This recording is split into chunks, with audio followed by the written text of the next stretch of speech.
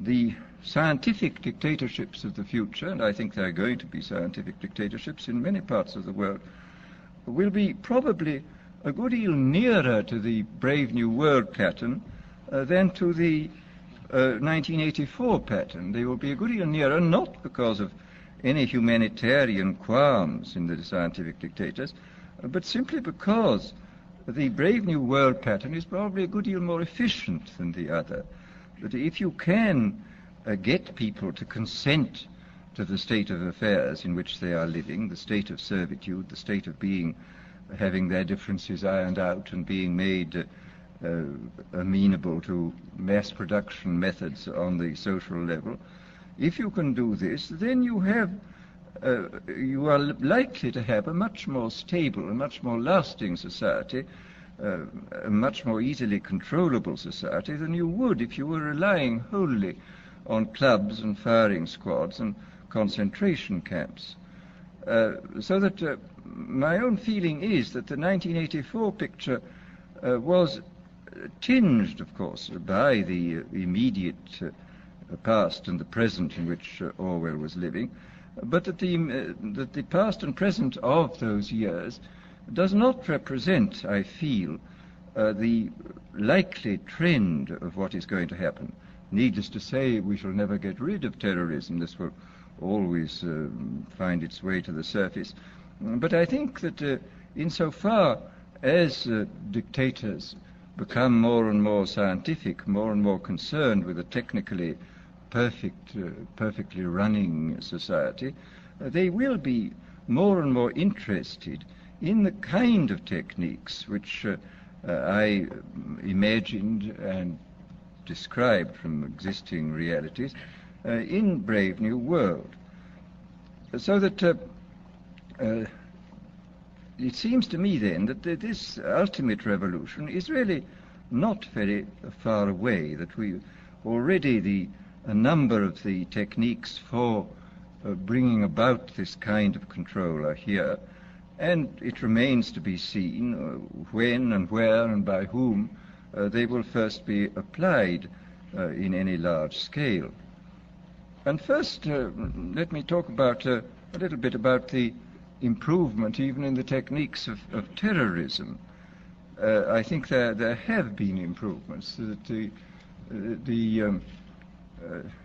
Pavlov, after all, made some extremely profound observations, both on animals and on human beings, and he found, among other things, that conditioning techniques applied to animals or humans in a state either of psychological or physical stress sank in, so to say, very deeply into the mind body of the creature, and were extremely difficult to get rid of, that they seem to be embedded more deeply than other forms of conditioning.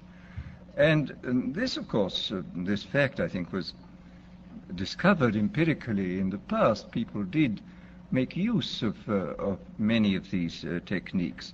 But the difference between the old empirical intuitive methods and our own methods is the difference between a sort of hit and miss craftsman's point of view and the genuinely scientific point of view. I mean, I think there is a real difference between ourselves and, say, the inquisitors of the 16th century. We know much more precisely what we are doing than they knew, and we can extend, because of our theoretical knowledge, we can extend what we are doing over a wider area with a greater assurance of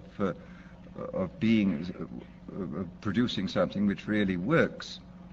In this context, I would like to mention the extremely interesting chapters in Dr. William Sargent's Battle for the Mind, where he points out how intuitively some of the great religious teachers, leaders of the past, hit on the Pavlovian method. He speaks specifically of Wesley's method of producing conversions, which were essentially based upon a technique of heightening psychological stress to the limit by talking about hellfire, and so making people extremely vulnerable to suggestion, and then suddenly releasing this stress by offering hopes of heaven.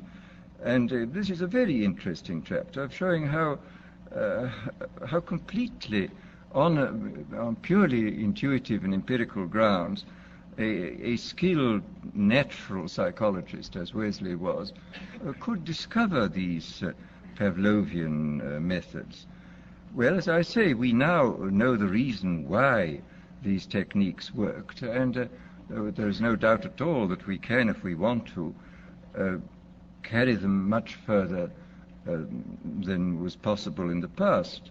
And of course, in the recent history of brainwashing, both as applied to prisoners of war and to the lower personnel within the Communist Party in China, we see that the Pavlovian methods have been applied systematically and evidently with extraordinary efficacy. I mean, I think there can be no doubt that by the application of these methods, a very large army of totally devoted people has been created.